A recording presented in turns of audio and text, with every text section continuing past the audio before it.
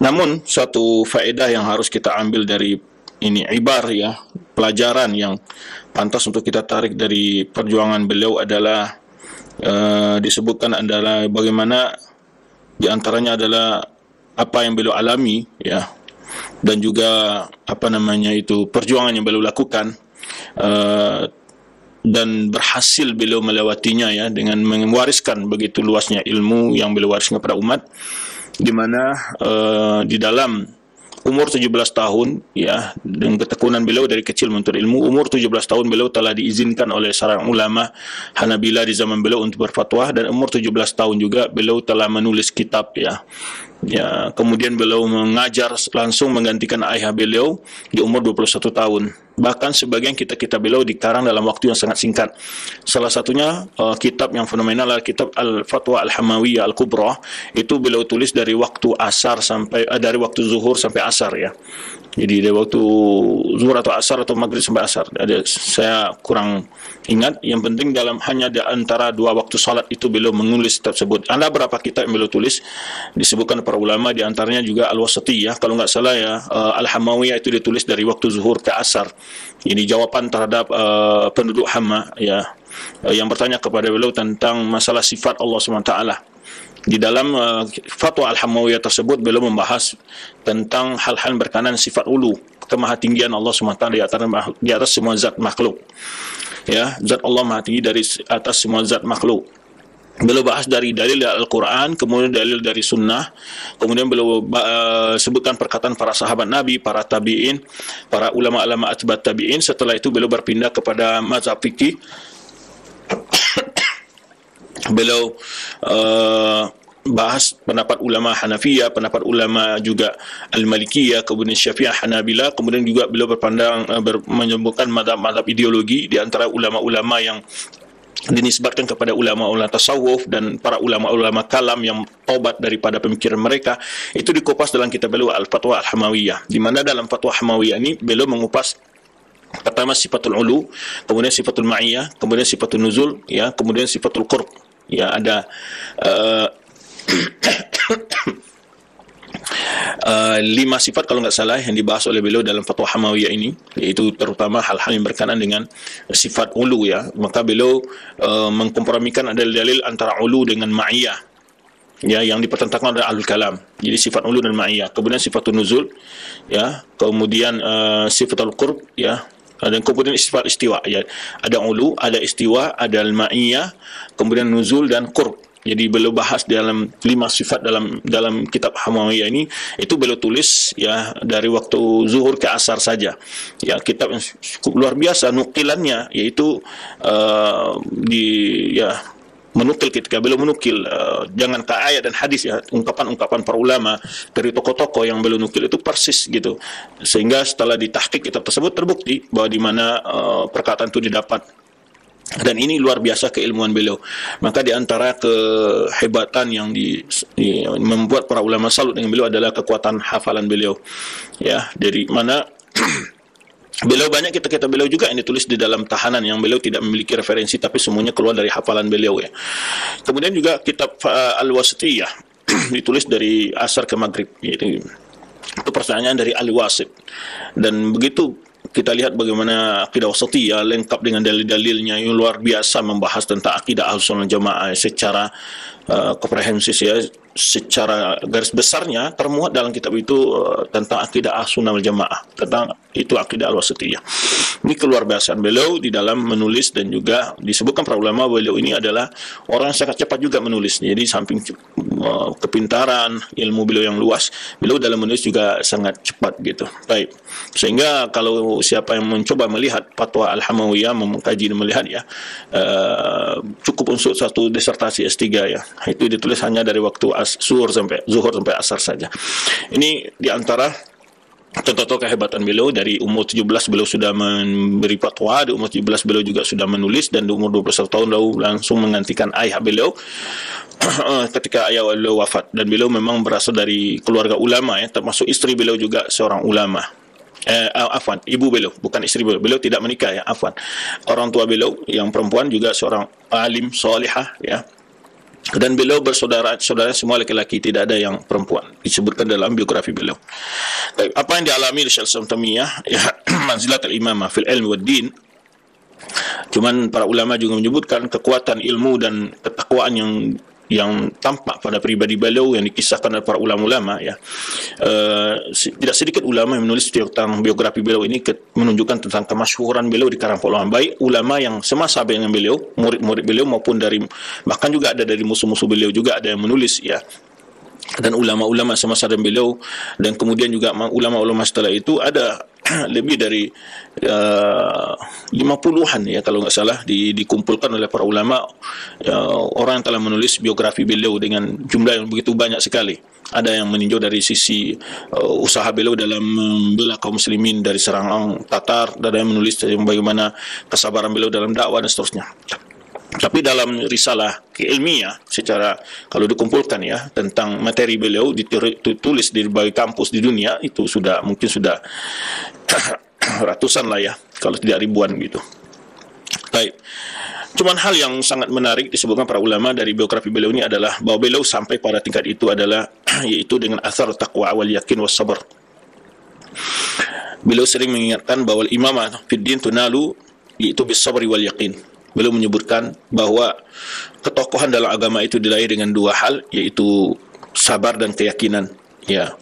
Maka beliau sering mengatakan bis sabri wal yakin tunalul imamatu fid din, dan ini sering beliau nukil dalam ungkapan beliau. Sabar dan itu berkenaan dengan ilmu, ya, mengamalkan ilmu, ketakwaan, wara' dan seterusnya. Bahkan disebutkan oleh para penulis biografi beliau tidak pernah tertarik ketika ditawarkan jabatan-jabatan oleh penguasa, dan beliau juga tidak pernah mau menerima hadiah.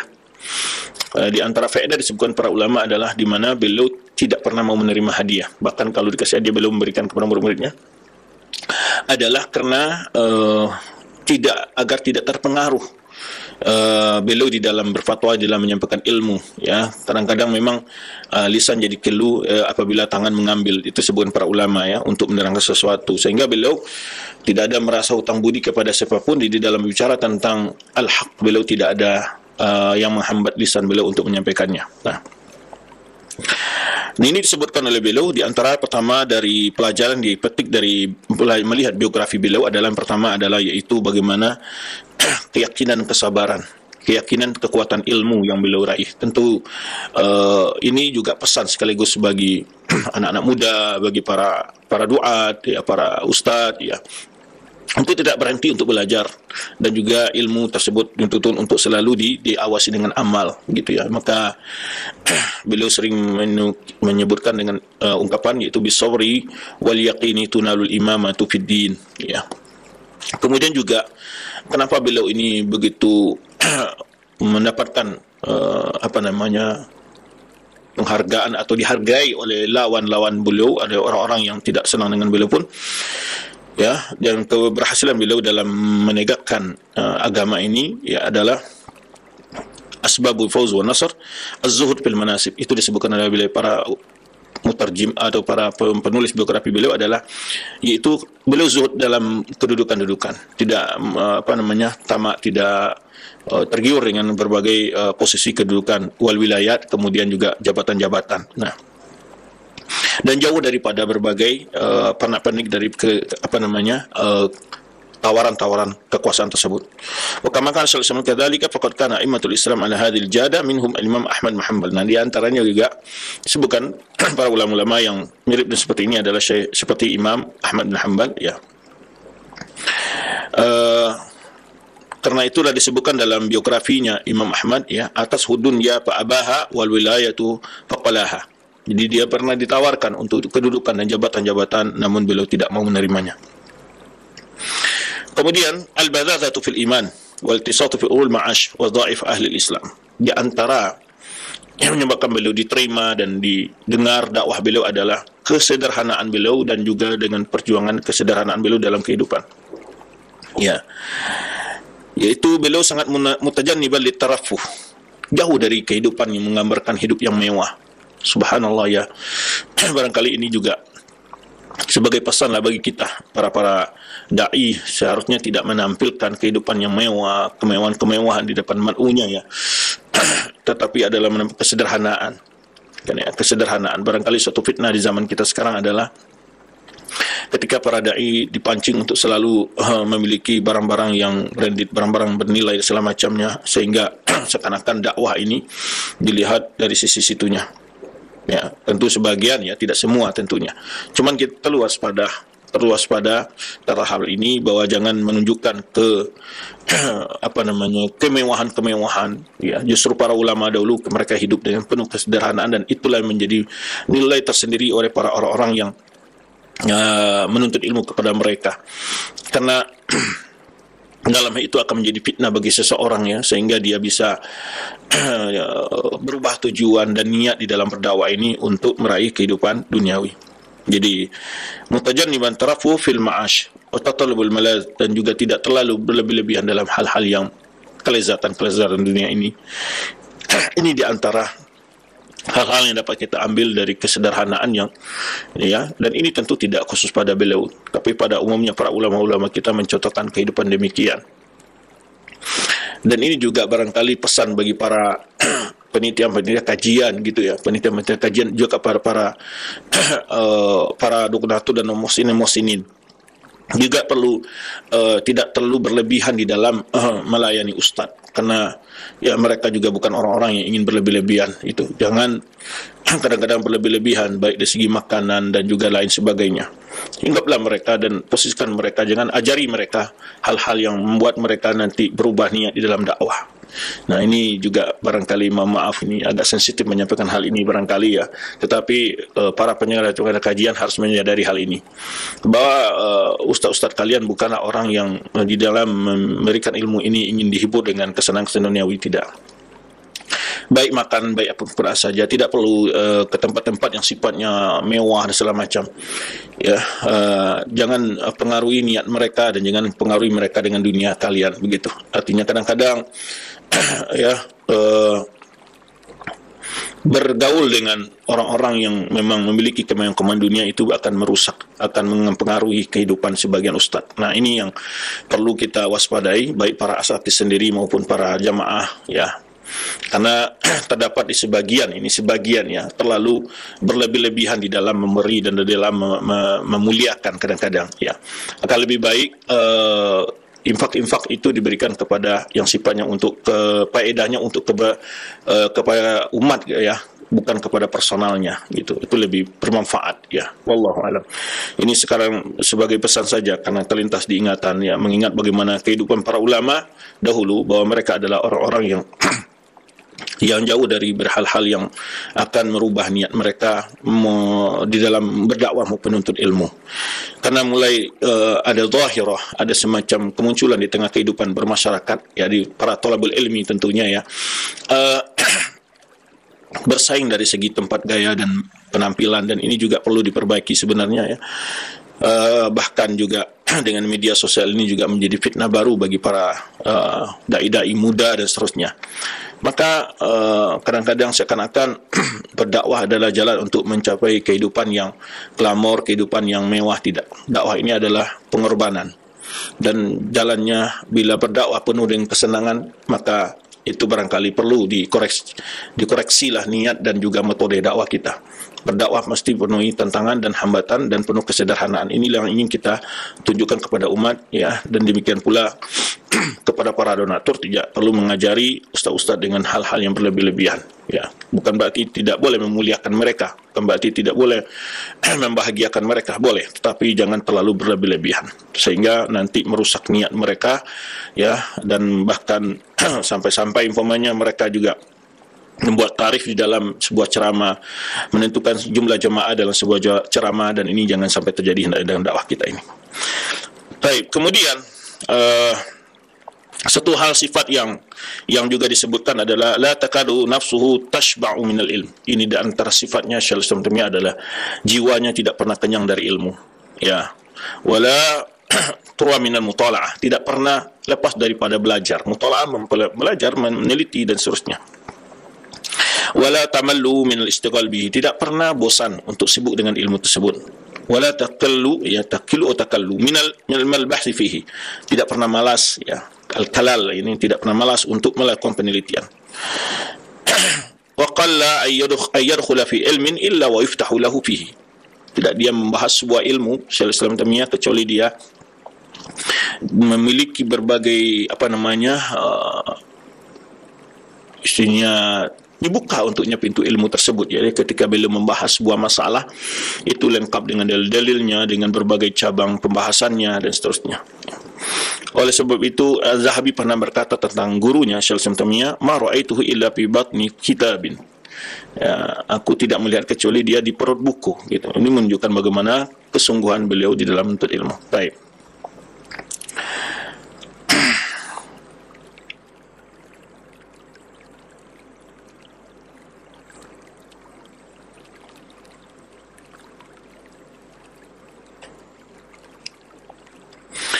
Pernah diriwayatkan oleh Imam Sakhawi dalam kitab beliau Al-Jawahir Al-Waddurar, beliau menukil dengan sanadnya dari Syekh Syamsul Ad-Dairi, ya, qala sami'tu Alauddin Al-Bustami, beliau mendengar Alauddin Al-Bustami di Baitul Maqdis berkata, waqad sa'alahu ini dia bertanya kepada ini Syamsuddin ini Asy-Syams bin Diri ini bertanya kepada Alauddin, ya, bertanya, hal ra'aita Syekh Taqiyuddin Ibn Taimiyah, apakah engkau pernah bertemu melihat Syekh Taqiyuddin Ibn Taimiyah? Faqala na'am, aku pernah bertemu.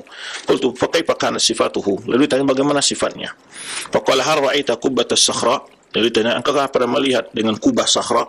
Aku melihat iya. Qala kana qubbatus sakhra muli'a kutuban wa laha lisan yantiqu bihi. Jadi ibaratnya beliau itu adalah kumpulan khazanatul ilm, yaitu kumpulan ilmu yang bisa berbicara. Ini menunjukkan tentang keluasan ilmu beliau. Baik, ini diantara faedah-faedah. Kemudian setelah itu ujian dan cobaan yang beliau tentu banyak ya di dalam dakwah beliau. Ya. Kemudian beliau di masa mudanya beliau biaya hidup beliau dibayar oleh saudara beliau sendiri. Sebenarnya kita katakan tadi beliau tidak punya saudara perempuan. Itu di antara saudara beliau yang membantu hidup bersama beliau ada namanya Syarfuddin, ya, Syarfuddin.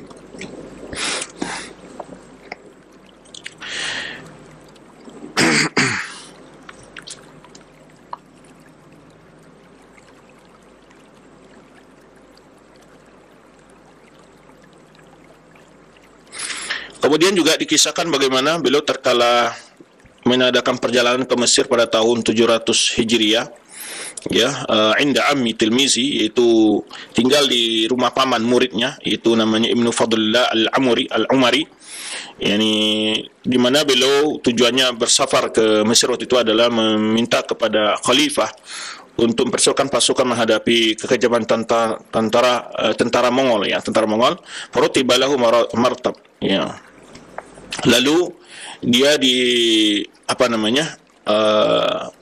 diberi sumbangan wa'atayat, jadi ada disediakan baginya gaji gitu ya. Falam yuqbal minha syai'an, dan beliau tidak menerima sama sekali, ya.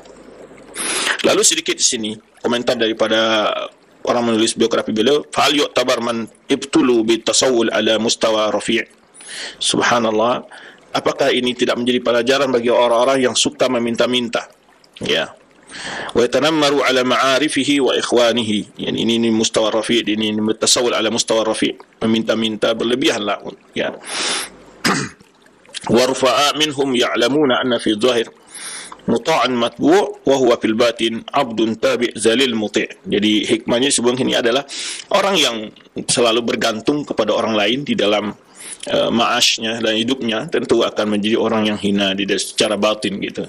Jadi Syaikhul Islam berbebas dari sini. Walaupun zahir orang taat kepada beliau, mematuhi beliau, tetapi kalau seorang tadi banyak berhutang budi dan hidupnya selalu bergantung kepada orang lain, maka di batin dia sebenarnya hakikatnya adalah tabi'un zalil. Dia seorang yang hina dan pengikut sebetulnya, yang taat, ya.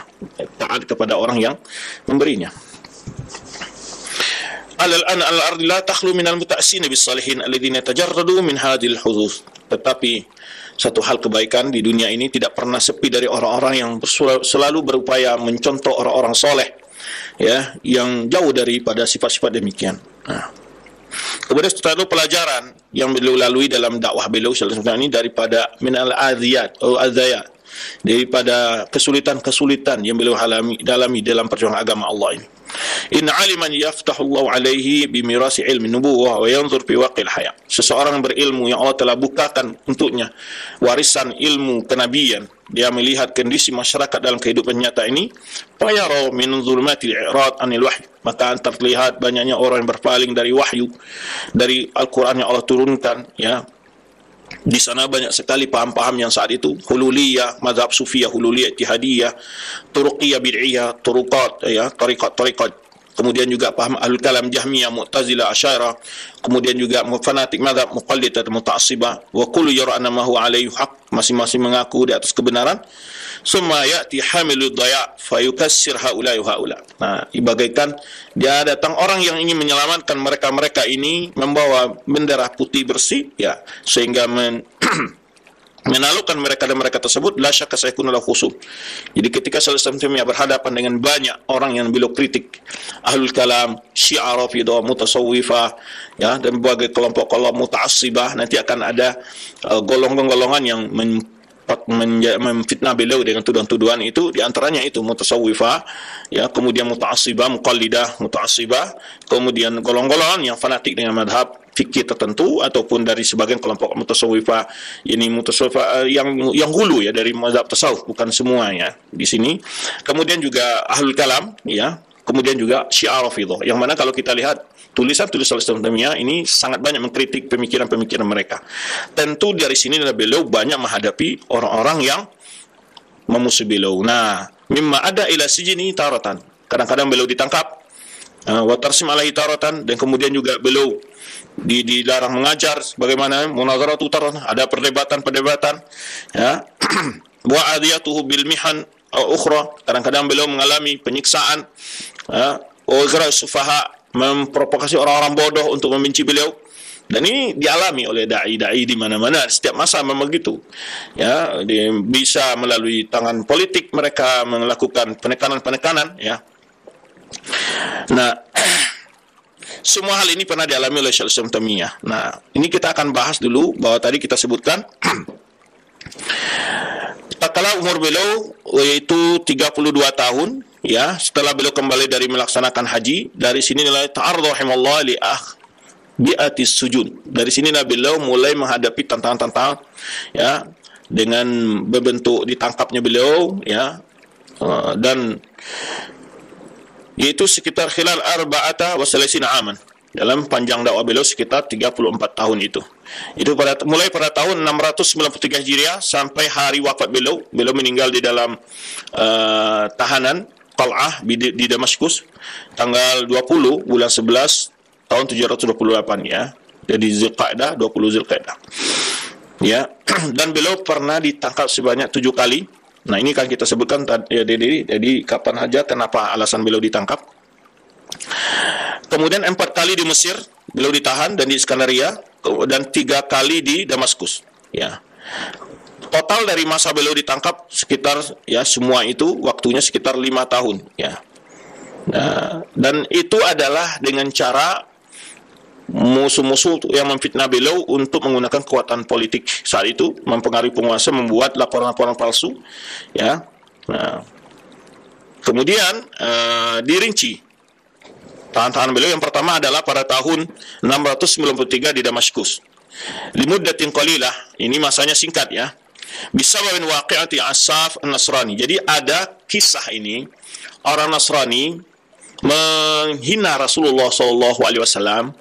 Kemudian Syekh Islam Taimiyah melaporkan kepada penguasa saat itu, ya. Di dalam kemudian penguasa memanggil orang Nasrani ini dengan juga membawa pengacaranya. Nah, ini disebutkan di situ, membawa pengacaranya, istilah bahasa kita sekarang pengacara, ya.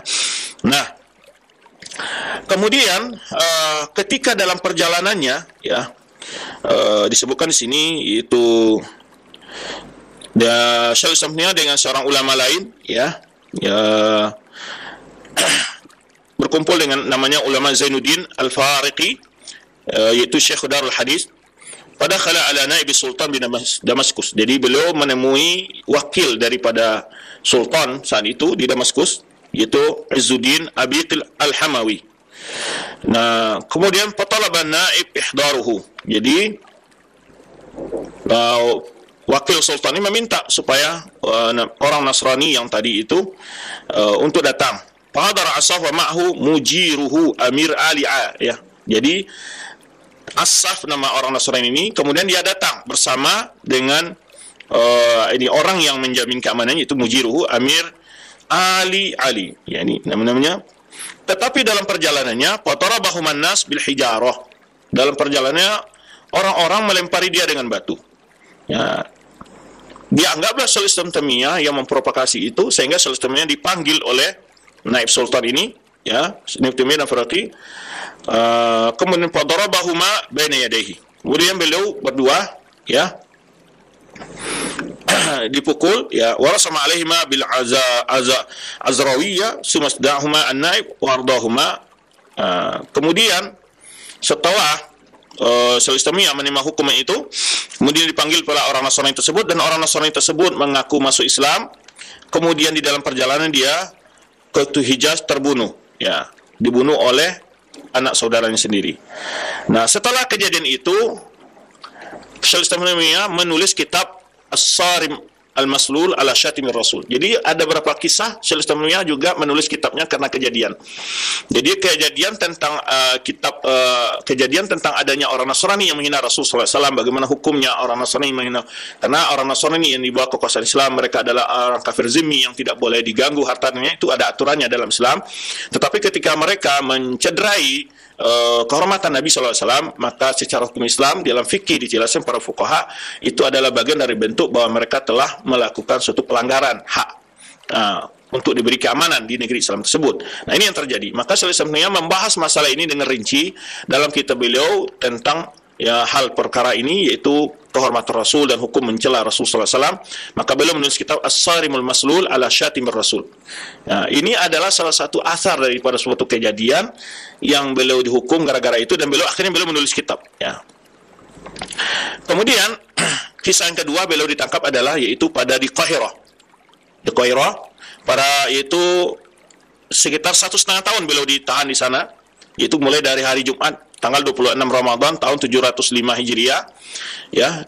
Sujina fi burjin ayyaman. Jadi ada tempat di apa namanya? Kalau burj kita tuh apa, ya? Semacam, ya, tahanan lah di sebuah benteng, ya.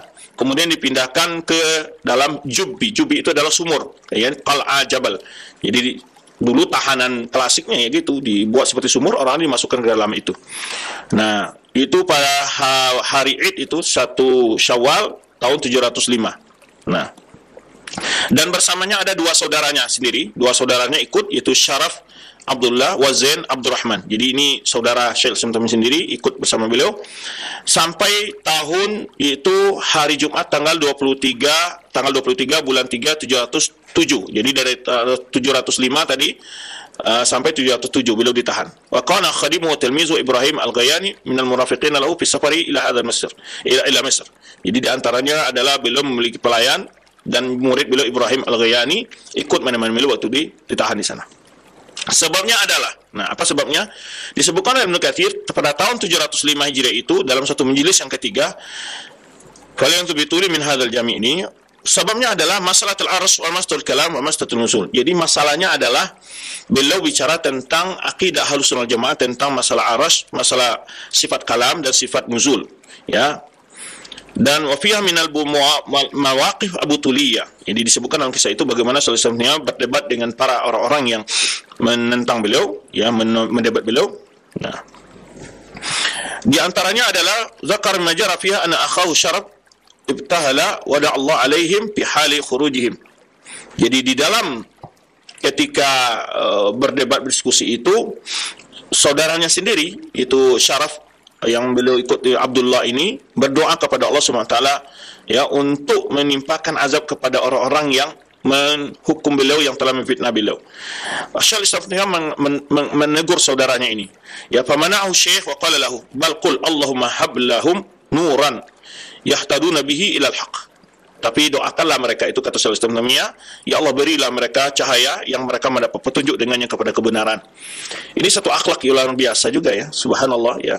Beliau menghadapi fitnah, tuduhan, di sidang, ditangkap, kemudian saudaranya memang merasa dizalimi, terasa melihat dizalimi, dan berdoa kepada Allah SWT agar mereka orang zalim ini diberi oleh Allah SWT semacam pelajaran gitu ya.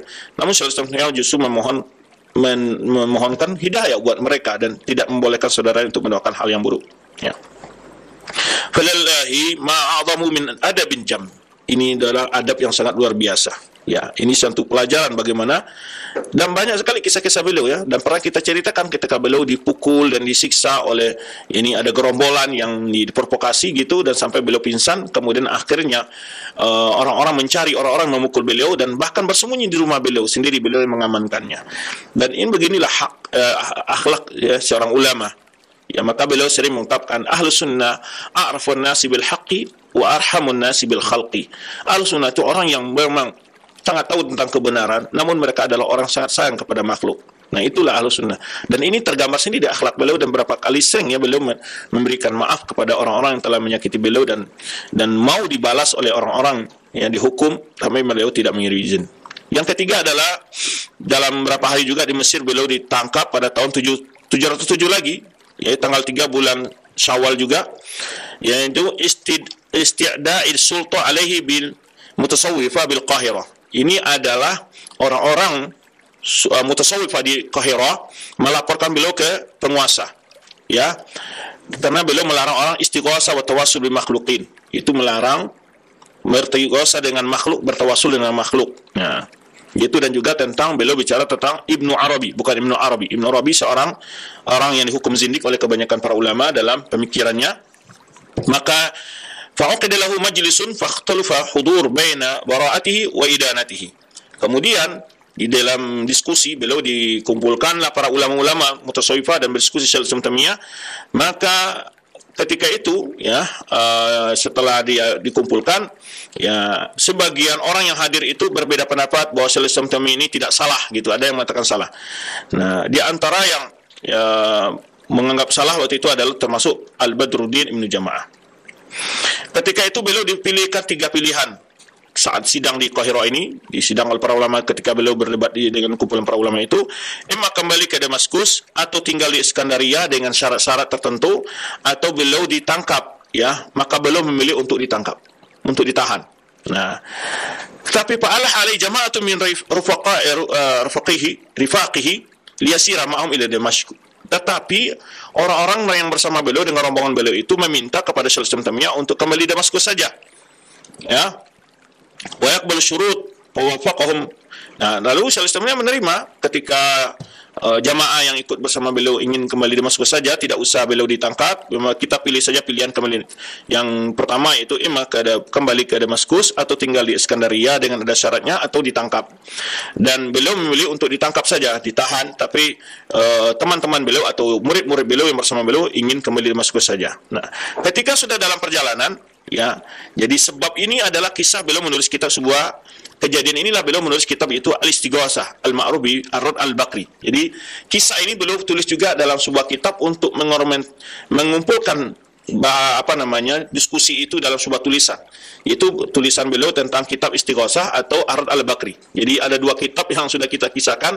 Yang awalnya itu adalah ada penyebab beliau menulis kitab tersebut. Di antaranya sebab menulis kitab Istighosah, ada penjelasan tentang orang-orang beristighosah dengan makhluk yang telah meninggal umpamanya ya, datang ke kuburan tawasul dengan orang mati dan seterusnya. Ini yang beliau bahas dalam kitab beliau Istighosah, dan situ beliau menjelaskan tentang paham yang benar dalam masalah ini. Nah, itu setelah itu beliau menulis kitab. Kemudian yang kali keempat beliau ditangkap adalah di Mesir juga.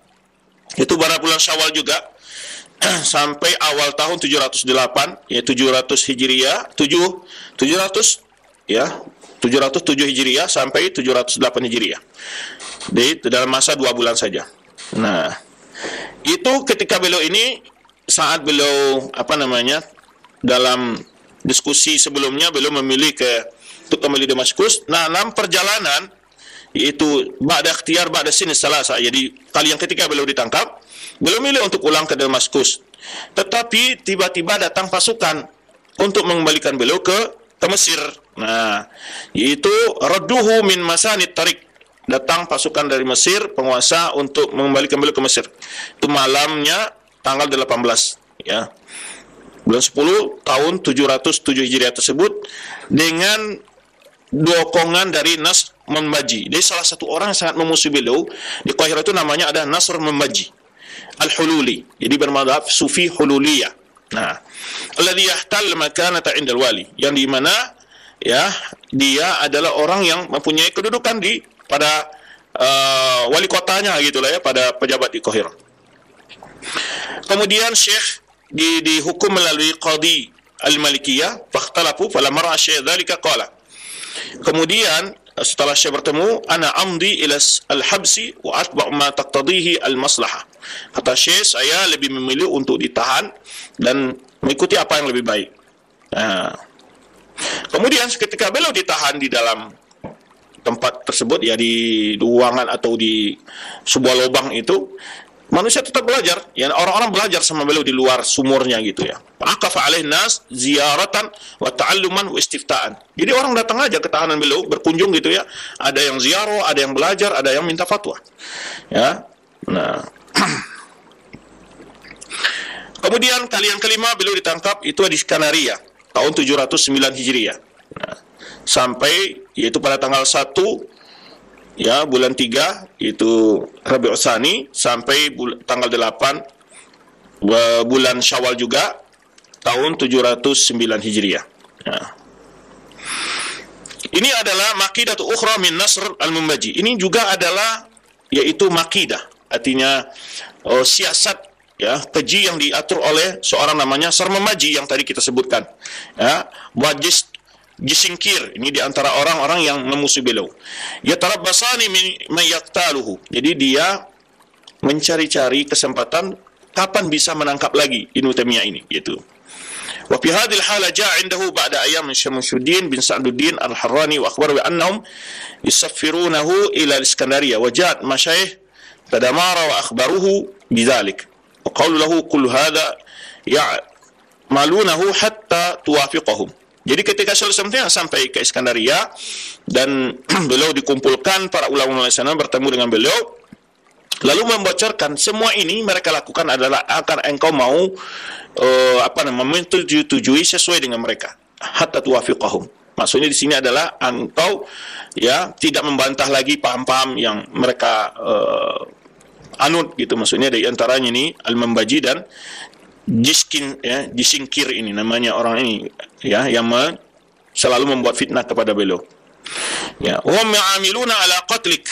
Kemudian disampaikan juga bahwa mereka sedang merencanakan untuk membunuhmu atau untuk mengusirmu atau untuk menangkapmu. Disampaikan kepada Rasulullah SAW. Faqala lahum. Nah, jawaban Rasulullah tentang ancaman ini apa kata beliau? Ana in qutiltu kana li syahada. Saya kalau dibunuh itu adalah syahid bagi saya.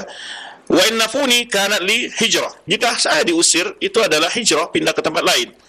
Walau nafuni ila Qubrus da'autu ahla. Seandainya mereka walau mengusir saya ke pulau Qubrus ya, tahu kita Qubrus ini adalah daerah yang perbatasan Eropa dengan Turki ya. Pulau Qubrus yang da'autu ahlaha ilallah. Aku akan berdoa di sana kepada Allah Subhanahu wa taala. Wajabuni. Wa in habisuni jika mereka li ma'badan. Jika aku ditangkap ada kesempatan untukku untuk fokus beribadah. Wa ana mithlul al-ghanamah kaifama taqallabat ya. Taqallabtu ala sufin fayasi'u minhu wansarafu. Ketika itu musuh-musuh justru putus asa untuk menghalang-halangi dakwah Syaikhul Islam. Beliau tidak ada hambat. Sampai dibunuh pun beliau menyatakan kalau saya dibunuh saya mati syahid. Kalau saya diusir itu hijrah bagi saya. Kalau saya ditangkap adalah khulwah dengan Allah Subhanahu wa taala. Lebih sempurna untuk beribadah dan lebih subhanallah. Tawakal yang tinggi ya. Maka sering ungkapan ini dinukil oleh orang-orang ya. In qutiltu fahiya syahada, jika pakanat li syahada, jika saya dibunuh mati syahid. Jika saya diusir ya dalam perjalanan beliau berhijrah, dianggap oleh beliau sedang hijrah. Ya, jika beliau ditangkap, ditahan adalah khulwah, ibadah kepada Allah Subhanahu wa taala. Ya, kemudian Dalam kondisi demikian, karena ada memang orang-orang provokator untuk menangkap beliau selalu, untuk menghalang-halangi dakwah beliau dulu. Dan tidak berapa bulan setelah itu, berkuasalah Malik Nasir Muhammad bin Qalun di tahun 709 tersebut, maka afraja an syekh wastada'au lil Qahirah. Dari situlah Malik Nasir ini melepaskan syekh dari tahanan dan memanggil beliau ke Qahirah. Wa qutila Jashkir syarra qitla wa hamala Nasran al-Mamji wa mata fi zawiyati. Dan akibat dari orang-orang yang memusuhi beliau justru malah sangat buruk sekali, dan akhirnya Jashkir ini disebutkan dibunuh dalam keadaan yang terbunuh. Kemudian juga Nasr al-Mamji mati di fi zawiyatihi, maksud di tempat tinggalnya, ya. Wara Nasir yantaqim min al-qudat al-fuqaha alladhina kanu yuwaluna Jashkir. Jadi Malik Nasir ini Ibnu Qalun ini yang berkuasa di Mesir tahun 79 Hijriah ini, 709 Hijriah, memanggil qadi-qadi yang telah pernah menghukum Syaikhul Islam Taimiyah tersebut. Memanggil qadi-qadi tersebut, ya, dan para fuqaha yang memfitnah beliau, dan beliau ingin memberikan hukum penguasa ini kepada orang-orang yang memfitnah Syaikhul Islam Taimiyah. Fastafta Syaikhul Islam Taimiyah. Lalu Syaikhul ditanya oleh penguasa itu, oleh Raja Al-Malik Nasir ini, Muhammad bin Qalun. Fafahama Syaikhul Islam maksudahu. Syaikhul Islam paham ketika dimintakan fatwa. Paham maksudnya, dia ini ingin menghukum orang-orang yang pernah yang berbuat jahat kepada Syaikhul Islam, ya. Fasyara fi madhihim wa sana alaihim. Syaikhul Islam justru memuji musuh-musuhnya, orang-orang yang sebelum pernah menghukum beliau, memfitnah beliau di hadapan raja tersebut. Wa anna law matu lam tajid wa annahum law matu lam tajid mithlahum fi daulatik. Kemudian Syaikhul mengatakan, seandainya mereka ini para meninggal, engkau tidak akan dapatkan orang-orang seperti mereka di negaramu. Ya, amana fahum fi hillin min jihati. Adapun saya, kata Syaikhul, saya memaafkan mereka. Fahum fi hillin min jihati. Mereka dari sisi saya adalah telah halal, artinya saya telah memaafkan mereka. Ini akhlak lain yang muncul dari Syaikhul Taimiyah. Bagaimana mulianya akhlak beliau. Ketika beliau dekat dengan penguasa atau dihargai oleh penguasa, beliau tidak punya kesempatan untuk malas dendam kepada musuh-musuhnya, tangkap semua mereka, jebloskan, kebui semua mereka, nggak ada pernah demikian Syaikhul Taimiyah. Walaupun orang-orang ini sebelumnya telah membuat beliau tersiksa, membuat beliau menderita, membuat beliau yang mengalami berbagai ujian dan cobaan, ya, para qadi dan para fuqaha ini, ketika setelah itu Muhammad bin Qalun, ya, Malik Nasir Muhammad bin Qalun ini berkuasa dan melepaskan Syaikhul Taimiyah dan meminta fatwa Syaikhul Taimiyah, justru Syaikhul Taimiyah memuji-muji orang-orang yang pernah berbuat jahat kepada beliau, dan bahkan dikatakan saat ini mereka ini para meninggal, engkau tidak akan temui orang-orang seperti mereka. Adapun hak mereka, hak saya atas mereka, kata Syaikhul Taimiyah, saya telah memaafkan mereka, menghalalkan mereka. Ini akhlak yang luar biasa, ya. Kemudian itulah akhirnya Qadi Ibnu Makhluf Al-Maliki berkata setelah itu, ma ra'ayna asqa min Ibnu Taimiyah lam nuqa mumkinan fi sa'i fihi. Jadi lam nuqi mumkinan fi sa'i fihi. Aku tidak melihat orang yang paling bertakwa dari Ibnu Taimiyah ini, kata seorang Qadi Ibnu Makhluf Al-Maliki ini, ya. Tidak ditinggal, tidak ada cara yang kami sisakan untuk mengganggu dia lah istilahnya, untuk mengganggu dia. Lam nuqi mungkinan fi sa'ifihi. Tidak ada jalan yang mungkin kami lakukan kecuali kami sudah berusaha untuk agar dia ini dibunuh, ditangkap. Walamma qadira alaina afa'anna. Tetapi tatkala dia itu mampu untuk membalas pada kami, justru dia memaafkan. Ini pujian dari seorang Qadi Ibnu Makhluf Al-Maliki tentang akhlak Syaikhul Taimiyah ketika tadi penguasa meminta keadilan, memberikan keadilan lah kepada Syaikhul Taimiyah terhadap kejahatan-kejahatan orang-orang fitnah beliau. Namun beliau memaafkan. Maka dipuji oleh seorang Qadi Ibnu Makhluf Maliki, ma ra'ayna atqa min Taimiyah. Kami tidak melihat ada orang lebih bertakwa daripada Ibnu Taimiyah. Lam nuqi mungkinan fi sa'ifihi. Tidak ada jalan yang mungkin kami untuk melakukan, ya, mengganggu dia, memfitnah dia, bahkan untuk ingin merencana membunuh dia, kecuali kami upayakan itu, lakukan. Walamma qadira alaina afa'anna. Tetapi tatkala dia itu mampu membalas kepada kami, justru dia memaafkan. Ya. Ketika itulah Syaikhul Islam tinggal di Qahirah dan tinggal dekat dengan tempat yang disebut dengan kuburan Husain di daerah Husainiyah, ya, di dekat dari kampus Azhar itu, ya. Kebetulan saya juga pernah ke sana. Ya. Kemudian para orang-orang belajar kepada beliau di Qahirah, ya. Wa wal khaqu ala ikhtilafihim tabaqatim yataraduna alaihi. wa huwa yaqul, dan bahkan beliau didatangi oleh banyak orang-orang yang berbagai lapisan, ya. Kemudian beliau, setiap orang-orang yang datang kepada beliau tentang kejahatan-kejahatan orang-orang yang sebelumnya terhadap beliau, beliau mengatakan, ana ahlaltu kullaman adani, aku telah menghalalkan, telah memaafkan semua orang yang menyakitiku, setiap orang menyakitiku. Wa man adallahu wa rasulah wallahu yantaqim minhu, orang yang memusuhi, menyakiti Allah dan Rasulnya, Allah akan membalas kepada dia. Wa asalahu min ijlal wa ta'zim ma yatul wasfuhu, dan akibat inilah kemana dia mendapatkan penghormatan, ya, dimuliakan, ya. Hal ini dijelaskan oleh Ibnu Katsir dalam Bidayah Nihayahnya, itu kejadian dari tahun 709 Hijriah sampai 712 Hijriah. Baik. Kemudian ditangkap beliau pada, ya, beliau tinggal di Qahirah, disebutkan di sini, ya, sampai pada tahun 712, ya. Jadi 709 Hijriah sampai 712 Hijriah beliau tinggal di Qahirah. Makanya banyak fatwa-fatwa beliau yang dikumpulkan tersimpan di Qahirah, ya. Baik, setelah itu beliau kembali 8 Syawal tahun 712 Hijriah kembali ke Damaskus. Nah,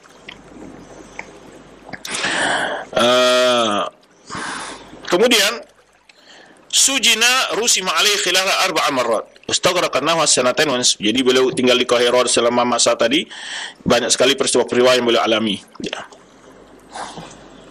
Ketika beliau tinggal di Mesir, ya, hasala khilal iqamati hadhihi bi Misr khairun katsir. Jadi selama beliau tinggal berapa tahun di Mesir itu tersebar lagi kebaikan yang begitu banyak, menyebarnya ilmu agama, ya. Kemudian disitulah banyak beliau di Mesir, beliau banyak menulis kitab beliau, di antaranya disebutkan di dalam yang beliau tulis di Mesir itu adalah Minhajus Sunnah Nabawiyah, kitab bantahan terhadap Syiah Rafidhah dan juga Qadariyah, dalam 9 jilid kalau nggak salah, yaitu atau 8 jilid, Minhajus Sunnah Nabawiyah. Ini kitab yang paling besar di antara kitab bantahan terhadap Syiah Rafidhah, bahkan terbesar lah. Kemudian beliau juga menulis Kitabul Iman, Kitab Istiqamah, Tabisul Jahmiyah, Fatwa Al-Misriyah, dan lain demikian disebutkan dan Munajab dalam terjemahannya. Ini kita yang beliau tulis selama di sana. Baik.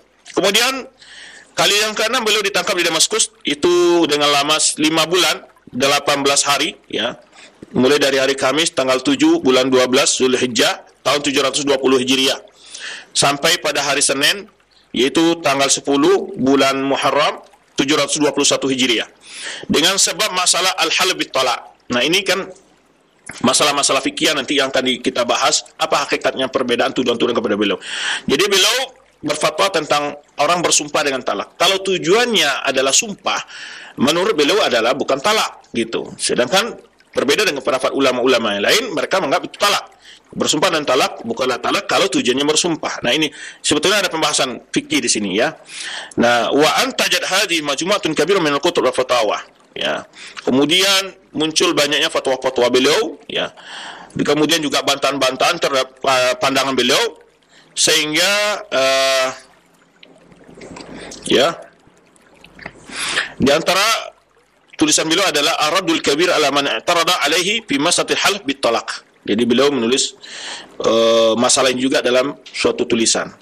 Yang ketujuhnya, yang terakhir adalah 7 kali beliau ditangkap adalah itu ditangkap sekitar ini yang lebih panjang, 2 tahun 3 bulan 14 hari. Itu mulai dari tanggal 6 dari bulan Sya'ban tahun 726 Hijriah sampai malam wafatnya beliau, yaitu hari Senin tanggal 20 bulan Zulqa'dah tahun 728 Hijriah. Yaitu masalah az-ziyarah, yaitu masalah tentang ziarah kubur. Nah, nanti akan kita bahas, ya, tuduhan-tuduhan ini masih belum sempat kita bahas karena waktu yang batas kita. Jadi sebab-sebab beliau tangkap adalah tentang bantahan beliau kitab Arad al-Ikhna'i atau Akhna'i, ya. Jadi di sana beliau menjelaskan tentang hukum ziarah kubur. Maka Ibnu Katsir menjelaskan bahwa beliau tidak mengharamkan. Beliau tidak mengharamkan. Banyak sekali jalan penjelasan tentang ziarah kubur, tapi oleh orang-orang dipelintir dan dibuatlah semacam tuduhan bohong bahwa beliau melarang orang, mengharamkan orang ziarah kubur Nabi, mengharamkan orang ziarah kubur secara mutlak, dan seterusnya. Ini yang menjadi bahan oleh musuh-musuh beliau untuk melaporkan kepada penguasa saat itu. Yang anehnya juga penguasa saat itu tidak adil juga, ya, sehingga mereka menerima tuduhan-tuduhan sepihak itu dengan melihat pengaruh Islam yang cukup besar di tengah masyarakat. Nah. Kemudian dari selama beliau ditahan di sini. Assalamualaikum warahmatullahi wabarakatuh. Sampai jumpa kembali di World Islam Channel.